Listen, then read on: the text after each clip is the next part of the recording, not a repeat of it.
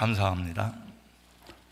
아까 찬양을 하셨습니다. 30장 찬송을 하는데 3절 4절을 부르는데 막 눈물이 나오려고 그래요. 그 4절에 보니까 영원하신 우리 주님 어서 속히 오셔서 주의 모든 성도들 천국으로 인도하소서. 살 만큼 살았으니까 빨리 천국이나 갔으면 좋겠다. 그런 생각이 들기도 합니다만, 하여튼 천국 갈 때 가더라도 살아있는 동안에 열심히 사시기를 주의 이름으로 권면하고 축복합니다. 불란서 최고의 단편소설 작가인 모파상이 쓴 목걸이라는 단편 소설이 있습니다. 주인공 마틸드 루아젤이란 젊고 매력적인 여성이 나오는데, 이 사람은 늘 사람들 앞에 칭찬받고 또 인정받는 삶을 꿈꾸며 살았습니다. 그러나 현실은 그의 기대와는 너무나도 달랐습니다. 그는 문부성에 아주 하급 관리하고 결혼을 하고 매우 가난하게 살았어요. 그는 늘 채워지지 않는 욕구 때문에 불만족스러워했습니다. 그러던 어느 날 마틸드의 남편은 문부성 장관이 주관하는 파티에 부동반으로 참석하라는 초대장을 받았습니다. 그러나 마틸드는 기쁘지 않았습니다. 왜냐하면 그에게는 파티에 입고 갈 옷이 없었기 때문이었습니다. 어쩔 수 없이 그의 남편은 자기가 아껴두었던 모든 돈을 털어서 아내를 위해서 새 옷을 사주었습니다. 그럼에도 불구하고 마틸드는 만족스럽지 않았습니다. 왜냐하면 이번에 새 옷에 걸치고 갈 목걸이가 없었기 때문이었습니다. 마틸드는 자존심이 상하는 일이었지만은 자기의 부자 친구였던 잔느 포레스토 부인을 찾아갔습니다. 그리고 친구에게 사정을 해서 새 옷에 걸맞는 다이아몬드가 박힌 아주 값비싼 목걸이 하나를 빌렸습니다. 그제야 마틸드는 마음이 조금 흡족하였습니다. 마틸드는 파티에 가서 한껏 자기를 뽐내며 자랑스럽게 사람들과 교제를 하였습니다. 사람들이 많이 마틸드를 칭찬하고 훌륭하다고 그에게 여러 가지 인정해 주었습니다. 그날 저녁 마틸드는 사람들에게 많은 호의를 받고 아쉬웠지만 저녁 늦게 자기 남편과 함께 더불어 집으로 돌아왔습니다. 초라한 집으로 돌아와서 자신의 화려한 모습을 마지막으로 한 번 더 확인해 보려고 거울을 보는 순간에 깜짝 놀랐습니다. 분명히 자신의 목에 걸려 있어야 될 목걸이가 사라진 것이었습니다. 두 부부는 파티 장소로 가서 밤새도록 미친 듯이 목걸이를 찾았지만은 결국 목걸이는 찾지 못했습니다. 마틸드 부부는 할 수 없이 목걸이 주인에게 변상해 주기로 하고 파리 시내 보석상을 뒤진 끝에 잃어버린 목걸이와 똑같은 목걸이를 찾을 수가 있었습니다. 가격을 물어보니까 36,000 프랑이나 나가는 값비싼 목걸이였습니다. 마틸드는 돌아가신 아버지가 남겨준 마지막 유산 18,000 프랑을 모두 털어서 충당하기로 했습니다. 부족한 나머지 돈은 이웃과 친척들에게 조금씩 빌렸습니다. 그래도 채워지지 않는 금액은 사처업자에게 고리로 돈을 빌려서 목걸이를 사가지고 목걸이가 바뀌지 않은 것처럼 예쁘게 포장을 해가지고 친구에게 갖다 주었습니다. 그러나 그때 진 빚으로 인해서 마틸드 부부는 10년이 넘는 세월을 뼈 빠지게 고생을 해야만 하였습니다. 마틸드의 곱던 얼굴도 다 상해버리고 머리카락도 완전히 반백이 되어버리고 말았습니다. 목걸이 때문에 진 빚을 갚으려고 하다가 몸도 마음도 다 늙고 병들어 버렸습니다. 마틸드는 어느 날 우연히 길을 가다가 자기에게 목걸이를 빌려준 그 친구를 만나게 되었습니다. 친구는 마틸드를 보자 깜짝 놀랐습니다. 아니, 그렇게 곱던 얼굴이 다 어디 가고 이렇게 할머니처럼 늙었냐고 물어보았습니다. 도대체 친구는 어떤 영문인지 궁금해했습니다.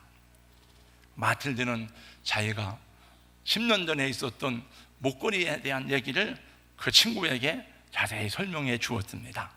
친구는 그 얘기를 듣고 깜짝 놀라면서 말했습니다. 어머나, 가엾세라.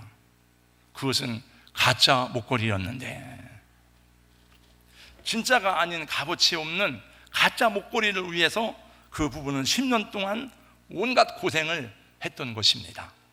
아마 이 이야기는 인간의 허영심, 사람들이 진짜가 아닌 것을 위해서 그렇게 어리석은 삶을 살아가는 메시지를 주는 것이 아닐까 생각합니다. 혹시 우리들도 진짜가 아닌 걸 위해서 목숨 걸고 싸우고 막 그렇게 울고불고 하지는 않는지 돌아봐야 되죠. 오늘 또 성경은 말씀합니다. 너희가 어찌하여 양식이 아닌 것을 위해서 은을 달아주며 배부르게 못할 것을 위해서 추구하느냐. 와서 나를 청종하라. 내 말을 들으라. 그럼 너희가 기름진 것을 먹을 것이며 너 영원히 살리라. 우리 성도 여러분, 주의 말씀을 들으시기를 예수님 이름으로 축복합니다. 오늘 말씀해 보니까 베데스다 연못가에 앉아있던 38년 된 병자가 나옵니다. 예루살렘 양문 곁에는 베데스다라는 연못이 하나 있었습니다. 근데 그 옆에는 또 행각이 5개가 있었습니다. 행각이라는 것은 팔각정, 육각정하는 정자를 말합니다. 근데 이 행각에는 온갖 병자들이 다 거기 점령을 하고 있었습니다. 3절 말씀에 보니까 그 안에 많은 병자, 맹인, 다리 저는 사람, 혈기 많은 사람들이 누워있다고 말했습니다. 마치 종합병원의 중환자실 같이 온갖 병자들이 거기 누워서 자리 싸움을 하고 있는 것입니다. 왜냐하면 바로 그 옆에 있는 베데스다라고 하는 연못에 있는데, 가끔 가다가 천사가 한 번씩 내려와 가지고 물을 휙 저어 놓는데, 그때 제일 먼저 들어가는 사람은 병이 낫는다는 그런 전설이 있었습니다. 실제로 병이 낫는지 그런 일이 있었는지는 잘 모릅니다. 제가 주석에 보니까 그거는 하나의 전설이었습니다. 그러나 그 수많은 병자들이 다 그 연못 옆에 행각에 진을 치고 있어가지고 물이 동하기를 기다리고 있는 것입니다. 또 천사가 와서 물을 동한다 한다 할지라도 1년에 한 번인지 2년에 한 번인지 알 수가 없는 거예요. 그러나 사람들은 거기에 대해서 희망을 가지고 기다리고 있는 것입니다. 그런데 거기에 역시 38년 된 병자가 있었습니다. 아마도 이 사람은 중풍병자가 아닐까 생각이 돼요. 나이가 몇 살인지는 모르지만은 38년 동안 병고에 시달렸으니까 거의 평생을 그렇게 살았다는 것을 말해주고 있는 것입니다. 38년, 여러분 3년도 아니고 38년 동안 그가 겪은 세월은 얼마나 눈물과 서름과 한심과 고통의 절망의 연속이었겠습니까? 그의 가족들도 다 포기했습니다. 여러분 병원에서 한 1년만 누워보세요. 그러면요 가족들도 굉장히 힘들고 차라리 죽는 게 낫겠다 그런 생각이 들어요. 저는 병원에서 한 달 정도 입원을 해 있어야 되는데 제가 견디질 못해가지고 2주 만에 나왔어요. 의사의 말을 안 듣고. 그래가지고 좀 더 고생을 많이 했는데, 병원 가면 의사의 말을 잘 들어야죠. 근데 병원에서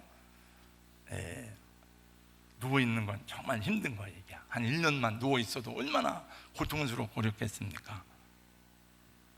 이 사람이 38년 동안 병 중에 얻은 결론이 뭔가? 이 병은 아무도 고치지 못한다는 거예요. 이 병을 고칠 사람은 세상에 어디에도 없는 거예요.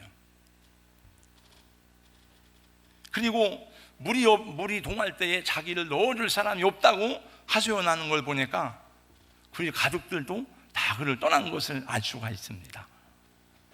그래도 뭐 다른 별수가 없으니까 한가닥 희망을 가지고 살아가는 것은, 혹시 베데스다 연못에 물이 동할 때에 누가 자기를 거기 넣어줄까, 이런 기대감을 가지고 살아가는데, 여러분 누가 자기를 거기다 넣어주겠습니까? 물이 동할 때에 자기가 그 물속에 먼저 들어가리라고 하는 것은 수학적인 계산으로는 거의 제로입니다. 왜냐하면 자기는 누워있고 38년 뒤였는데 그 수많은 환자들이 거기에 모여 있는데 힘세고 잽싼 놈이 먼저 들어가지, 여러분 누가 그 사람을 들어가라고 놔주겠습니까?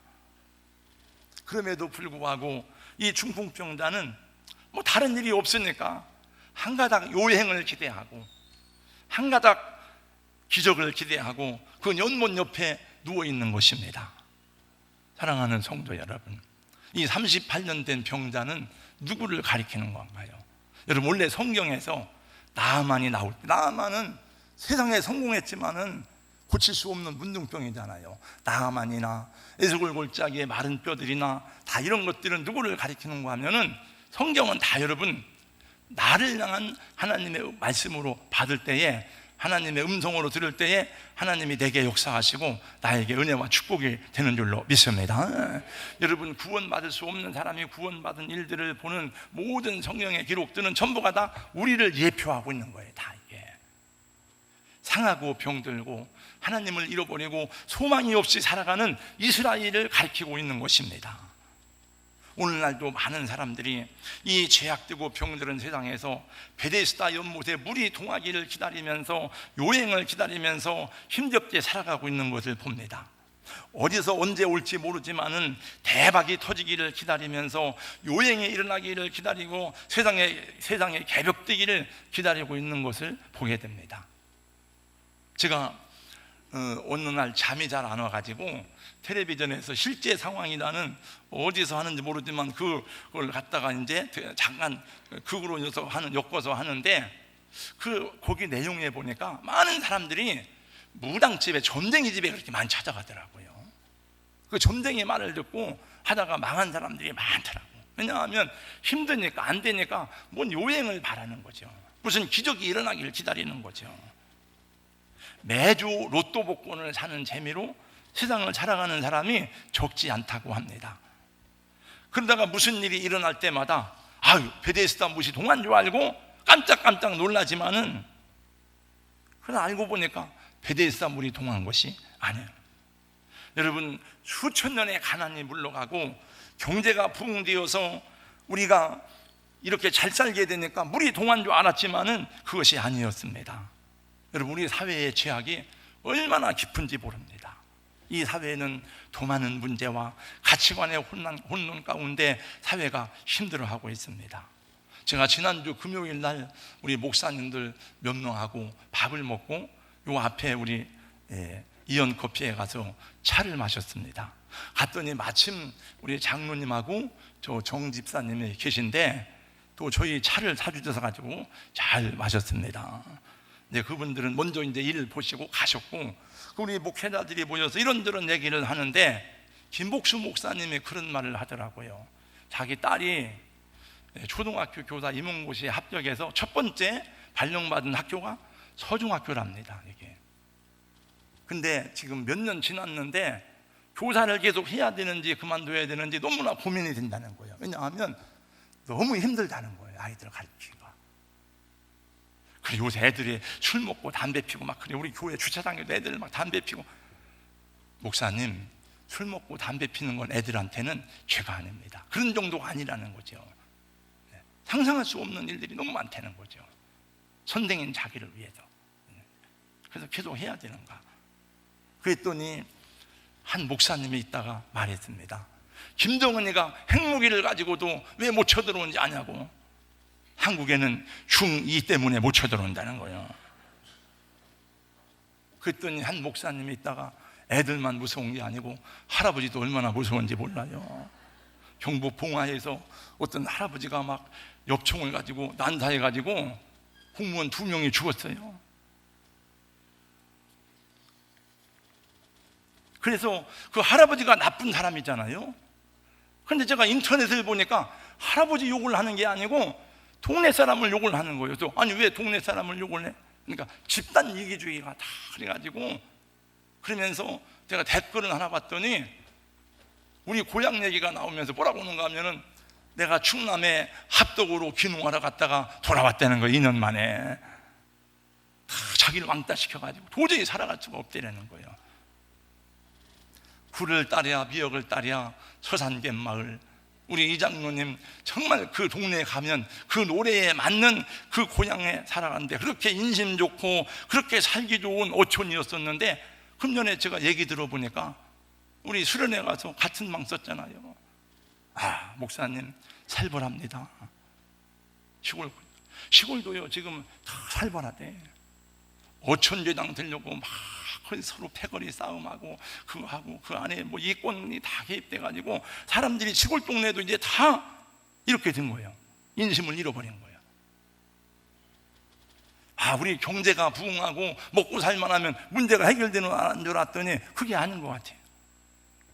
21세기 대망의 밀레니엄 시대가 도래한다고 전 세계는 새천년의 첫 시간을 알리는 온갖 축제와 들뜬 마음으로 새 시대를 열었지만은 수십 년이 십수년이 지난 지금 와서 보니까 세상은 새로운 시대가 아니에요. 변한 게 없어요. 전도서 말씀이 생각났습니다. 해 아래 새 것이 없나니 무엇을 가리켜 이르기를 보라 이것이 새 것이라 할 것이 있으랴 없다는 거예요. 새 것이. 저는 책을 많이 읽는 중에 몇 년 전에 두 종류의 책을 읽었어요. 하나는 마샤오 키루가 쓴 위험한 세계사라는 책을 읽었습니다.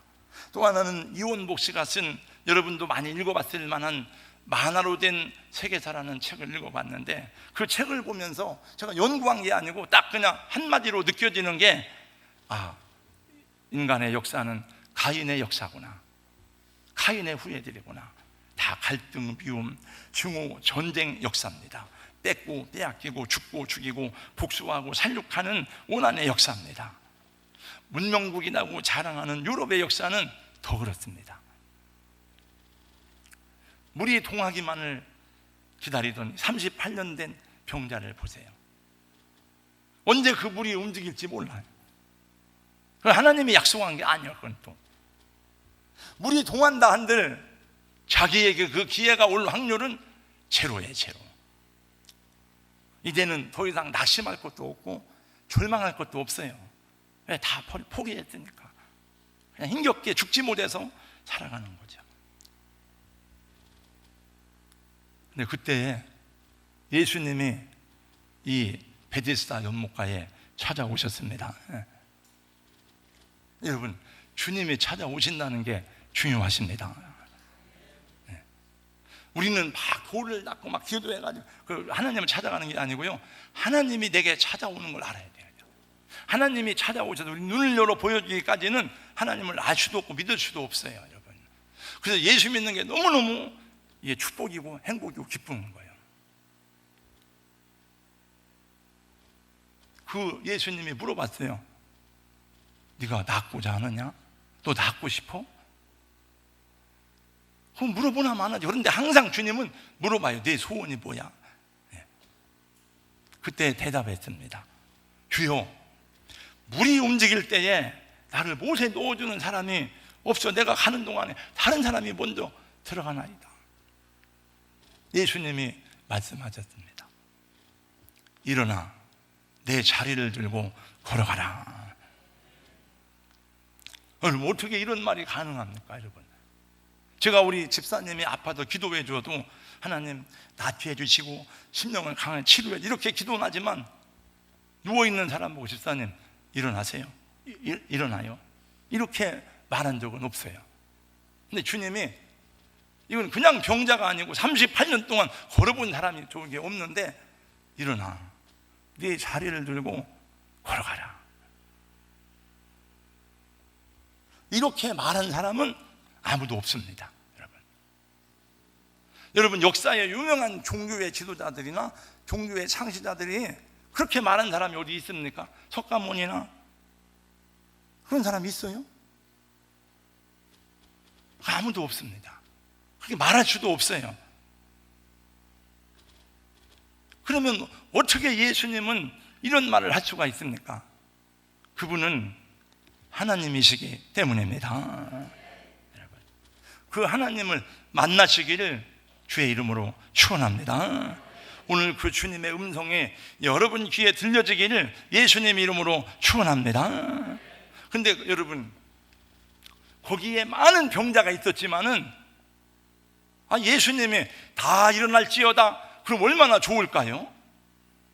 보니까 사람을 숫자를 셀 수 없을 만큼 많은데 왜 하필이면 이 사람이냐 이거죠. 근데 성경에 보니까 예수님이 많은 곳에 가셔도 다 일어나라 그런 건 없더라고요. 능력이 없어 그런 게 아니에요. 받을 만한 믿음이 있는 사람에게 주님이 말씀하시고, 받을 만한 믿음이 있는 사람에게 하나님의 음성이 들리고 그 필이 꽂히게 되는 것을 보게 되는 줄로 믿습니다. 베데스다 연못이 동하기를 여러분 기다리지 말고, 여러분 인생의 요행을 바라지 말고 예수님 음성 듣고 일어나시기를 주의 이름으로 축원합니다. 2000년 전에 예수님은 지금도 히브리서 말씀해 보니까 예수 그리스도는 어제나 오늘이나 영원토록 동일하시니라 하셨어요.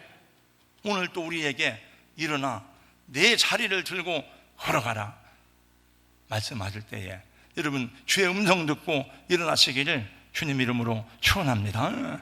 사도행전 3장 말씀해 보니까 성전 미문에 앉아있던 평생 남녀부터 걸어보지 못한 사람이 구걸만 하다가 베드로와 요한이 지나가니까 무엇을 구하려고 뭐 얻으려고 하니까 베드로가 말했습니다. 은과 금은 내게 없다. 돈은 내게 없지만 내가 네게 말하노니 나사렛 예수 이름으로 일어나 걸으라고 할 때 그 앉은 뱅이가 일어났습니다. 주님은 나인성 과부의 죽은 아들에게 명령했습니다. 청년아, 내가 네게 말하노니 일어나라. 에베소 5장 14절에 우리에게 말씀하십니다. 잠자는 자여 깨어서 죽은 자들 가운데서 일어나라. 그도께서 너에게 비추이시리라. 여러분, 믿음으로 하나님의 말씀을 들으시기를 주의 이름으로 축원합니다. 이 역사가 여러분 속에 임하기를 예수님 이름으로 축원합니다. 일어나 걸어라 내가 새 힘을 주리니, 일어나 너 걸어라 내 너를 도우리. 1절 나의 등 뒤에서, 나의 등 뒤에서 나를 도우시는 주, 나의 인생 길에서 지치고 고나여 매일처럼 주저앉고 싶을 때 나를 밀어주시네. 일어나 걸어라 내가 새 힘을 주리니, 일어나 너 걸어라 내 너를 도우리. 넘어지는 것을 겁내는 아기는 절대로 일어날 수가 없습니다. 걸을 수가 없어요. 여러분, 아기들이 뭐를 빨리빨리 배우는 것은 아기들은 넘어져도 일어나고 또 일어납니다. 여러분, 아기들이 엄마라고 하는 말 한 번 할 때까지는요 수만 번 옹알이를 한대요. 우리는 모르지만 그 옹알이가 뭔가 하면 계속 말을 배우는 거예요. 계속. 여러분, 그 말을 못하는 사람은 청각이 안 들려서 입을 못하는 거예요. 듣지 못하기 때문에 말을 못하는 겁니다. 먼저 예수님 말씀했어요. 귀 있는 자는 들을지어다.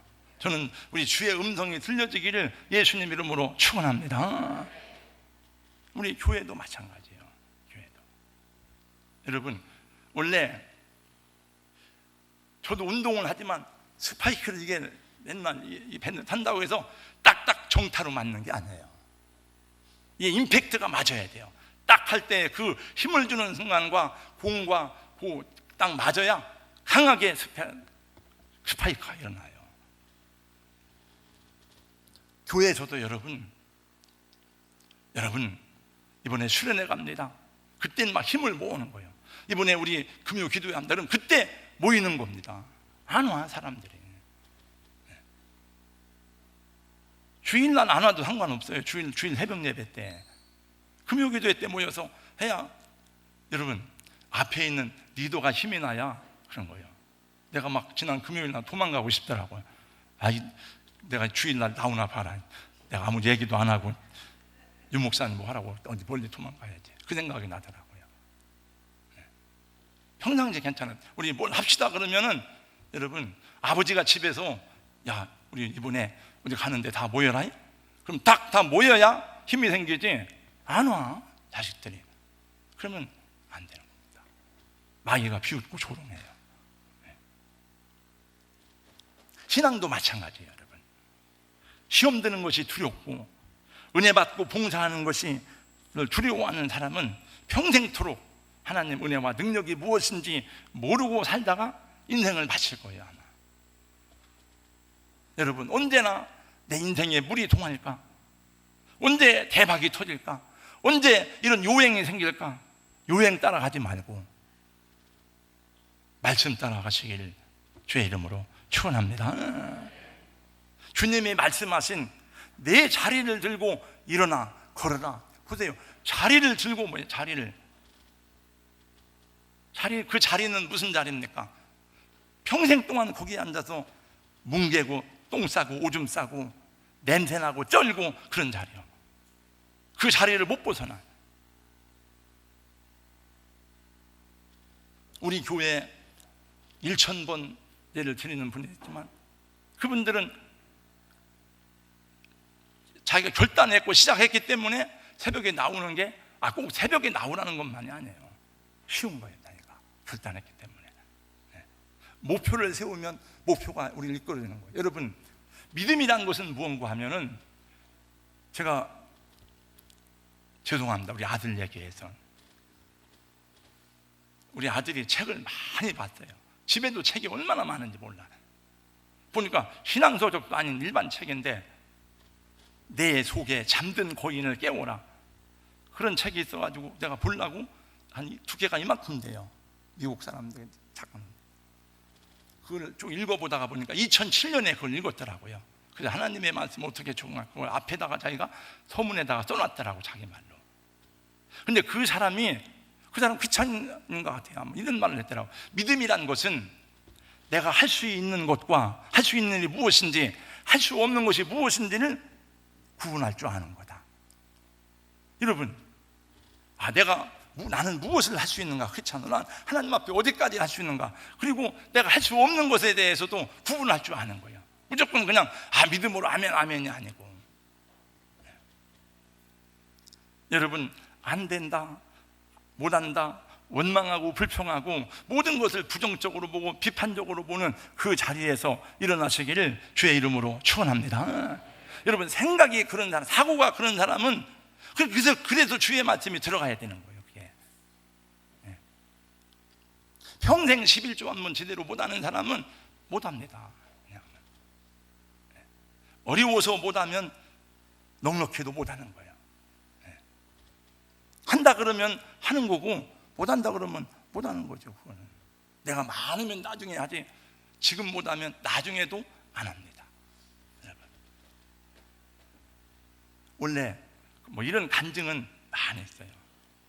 저는 또 여러분에게 부탁드립니다.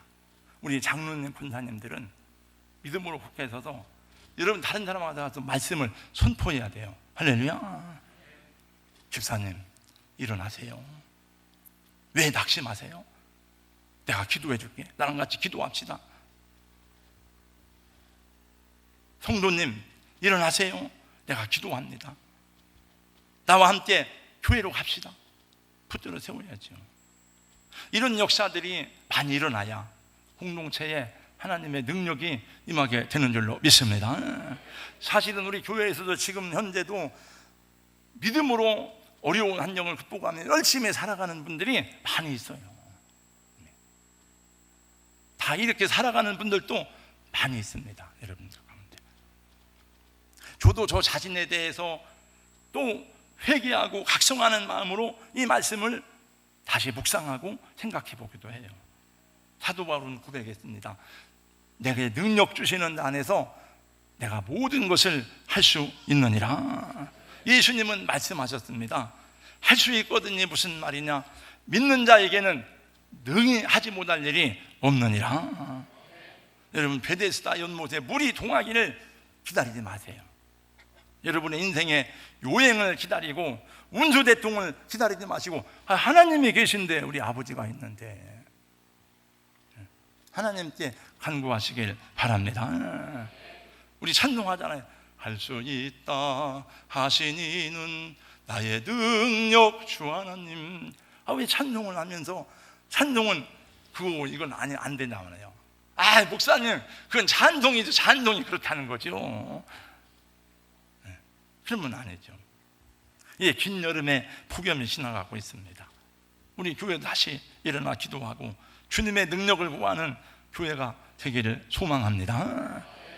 성가대에 오늘 집사님이 그러더라고. 차 마시면서, 목사님, 밥그릇이 한 20-30개는 줄었대. 다 해보니까 우리 안 되겠어요 이러면. 그 말은 잘했어요. 안 되겠어. 안 되겠어. 뭐 어떻게 하자는 거예요. 전도하고 일어나서 우리가 깨어 기도해야죠. 이제 곧 가을이 시작되는데 주의 말씀 듣고 일어나 순종하며 하나님이 행하시는 일들을 경험하는 우리 성도들 되시기를 예수 이름으로 축원합니다. 성령이 일으키시는 기적을 경험하는 우리 교회가 되기를 예수님 이름으로 축복합니다.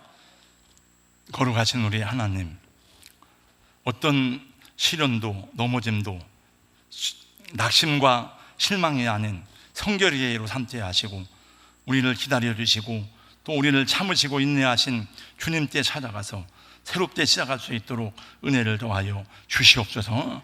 내 생각, 내 결심이 아니라 더 신실하게 주님을 신뢰하고 세월 가는 대로 살지 않고 사명 따라 살아가는 주님의 제자들이 되게 하여 주시옵소서.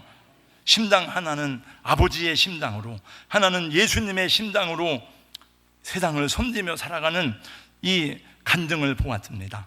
하나님, 저희를 또 우리 심당을, 주님의 마음을 가지고 주님의 심당을 가지고 복음을 위해서 하나님의 영광을 위해 살아갈 때에 우리 가정도 사업도 자녀들도 주의 나라와 영광을 위해서 복된 삶이 되게 하시는 줄로 믿습니다. 성령님 역사하여 주시옵시고 은혜를 더하여 주시옵소서. 예수님 이름으로 기도하옵나이다. 아멘.